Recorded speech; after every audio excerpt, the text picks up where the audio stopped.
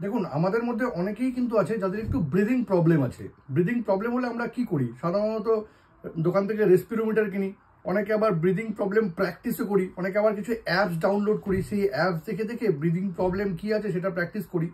তো ইনিশিয়ালি কিন্তু একটা ছোট্ট সেটিংস আছে বা ছোট্ট প্রসেস আছে আমার কাছে, যেটা গুগলেই আছে। এটা দেখেও কিন্তু আপনি ইনিশিয়ালি আপনার ব্রিদিং যে প্রসেসটা আছে বা প্র্যাকটিস আছে সেটা কিন্তু করতে পারবেন, আর এটা কিন্তু আপনাদের লাভবানও হতেও পারেন। তো সেই প্রসেসটা কি জানতে গেলে ভিডিওটা শেষ পর্যন্ত দেখুন, আর প্রসেসটা সেভ করে নিন, এটা কিন্তু আপনাদের অনেক কাজে আসবে। দেখুন, এই জন্য শুরুতেই আপনাকে চলে আসতে হবে গুগলে। এই গুগলে আমি ক্লিক করে নিলাম। এবার এখানে সার্চে লিখে দিন ব্রিদিং এক্সারসাইজ। এই লিখে দিলাম। লিখে দেওয়ার পর দেখুন এখানে কিন্তু একটা লোগো চলে আসবে। এবার জাস্ট এখানে ক্লিক করুন। ক্লিক করলেই কিন্তু দেখুন এখন লেখা আছে 1 মিনিট ব্রিদিং এক্সারসাইজ।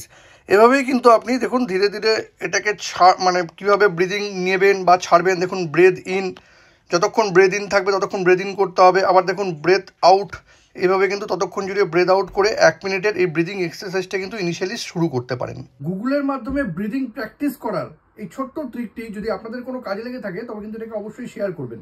আর এরকম নতুন নতুন ইনফরমেটিভ ভিডিও পেতে প্লিজ সাবস্ক্রাইব আমার চ্যানেল সাবজেক্ট সম্রাটকে। Thank you.